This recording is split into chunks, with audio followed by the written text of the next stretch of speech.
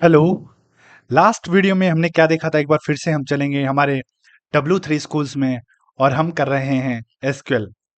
SQL में my SQL functions, my SQL string functions हम already cover कर चुके हैं।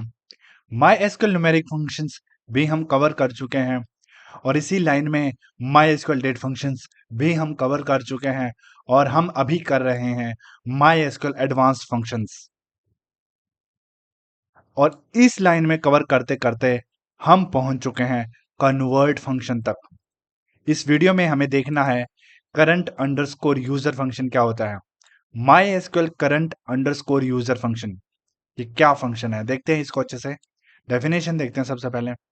Current underscore user function returns the user name and the host name for the MySQL account. सीधी सी बात है, जब हम हमारे सिस्टम में डेटाबेस इंस्टॉल करते हैं ना, माई एसक्यूएल वाला, माई एसक्यूएल डेटाबेस जब हमने इंस्टॉल किया था और तब हम क्या करते हैं, यूजर नेम डालते हैं कि क्या यूजर नेम होना चाहिए और क्या होस्ट नेम होना चाहिए। ठीक है, इससे इस फंक्शन से हम क्या कर पाएंगे, जो हमने हमारा जिस टाइम पे हमने वो इंस्टॉल किया था, डेटाबेस का अकाउंट सेटअप किया था, जब हमने माई एसक्यूएल डेटाबेस हमारे सिस्टम के अंदर या फिर किसी भी डेटाबेस को अगर हम यूज करना है ऑनलाइन, तो हम उसका भी क्या यूजर नेम और होस्ट नेम देख सकते हैं कि वो उसने कहाँ क्या डाला हुआ है। ठीक है, तो यही क्या बताता है current underscore user function, user name and the host name. ठीक है, देखते हैं सिंटेक्स, देखते हैं सबसे पहले सिंटेक्स क्या बोलता है। करंट अंडरस्कोर यूजर और हम क्या लिखेंगे, पैरेंथेसिस लगाएंगे। यहाँ पे कोई पैरामीटर पास करने की जरूरत नहीं है, डायरेक्टली हमने क्या लिखना है, करंट अंडरस्कोर यूजर और पैरेंथेसिस लगाने हैं। ठीक है, आगे एग्जांपल देखते हैं, आपको चीजें अच्छे से क्लियर हो जाएंगे। रिटर्न कर दीजिए user name and the host name for the MySQL account. और किन का बात कर रहा है ये, माई W3 स्कूल्स ने माई एसक्यूएल डेटाबेस बना रखा है, उसका कुछ ना कुछ यूजर नेम और होस्ट नेम बता रखा होगा उन्होंने। तो क्या बना रखा है, लेट्स चेक करते हैं, देखते हैं क्या बनाया हुआ है।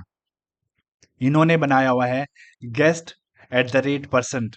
गेस्ट क्या है, ये हमारा यूजर नेम है। गेस्ट क्या है, यूजर नेम है। ठीक है, और एट द रेट सेपरेट करने के लिए उसके बाद जो परसेंट लगाया है, ये क्या है, होस्ट नेम है। ठीक है, तो ये चीजें कुछ लोग ये भी सोच रहे होंगे, जब भी हम क्या करेंगे ना, कभी बाद में जब कोई एक प्रोग्रामिंग लैंग्वेज हम देखेंगे और जब हम डेटाबेस के साथ कनेक्टिविटी करेंगे, तो ये चीजें आपको बिल्कुल क्लियर हो जाएगा कि किस तरीके से ये सारी चीज काम करती हैं। अभी हम सिंपल डेटाबेस की बात कर रहे हैं, इसलिए हमें ये चीजें भी पता होनी चाहिए कि हमने जब डेटाबेस सेटअप किया था तो हमने यूजर नेम क्या डाला था, हमने होस्ट नेम क्या डाला था। तो यही सारी चीजें फाइंड आउट करने के लिए अभी हम सिर्फ और सिर्फ डेटाबेस के से ही डील कर रहे हैं। अगर जब हम कोई प्रोग्रामिंग लैंग्वेज पढ़ेंगे, तब हम किसी डेटाबेस जब हमें चाहिएगा, तो उस डेटाबेस के साथ उस प्रोग्रामिंग लैंग्वेज को हम जोड़ेंगे। ठीक है, किस तरह से उसको क्या बोलते हैं हम, डेटाबेस कनेक्टिविटी। और वो चाहे PHP में हो सकती है, वो जावा में हो सकती है, वो पाइथन में भी हो सकती है। कोई भी प्रोग्रामिंग लैंग्वेज से अगर हम डेटाबेस से कनेक्ट करते हैं, तो उसको डेटाबेस कनेक्टिविटी हम बोलते हैं। तो ये सारी चीज़ें आपको वहाँ पे भी देखने को मिलेंगी। ठीक है, अभी सिंपल डेटाबेस की बात कर रहे हैं, तो इसलिए आपको ये चीज़ें बिल्कुल ध्यान रहनी चाहिए। ठीक है, अभी मैंने आपको W3 स्कूल्स का होस्ट नेम और क्या नाम है, यूज़र नेम तो मैंने आपको बता दिया है कि होस्ट नेम और यूज़र नेम क्या बता रहा है। अभी एक बार हम हमारे सिस्टम में चेक कर लेते हैं। आप लोगों ने अगर माई एसक्यूएल जब मैंने इंस्टॉल किया था, तो उसके लिए भी मैंने वीडियो बनाई थी, आप लोग एक बार वो चेक कर लेना। ठीक है, तो हम माई एसक्यूएल डेटाबेस देख लेते हैं और मैंने वहाँ पे क्या यूज़र नेम डाला था, क्या पासवर्ड डाला था, वो चीज़ें आपको वहाँ देखने को मिल जाएंगी।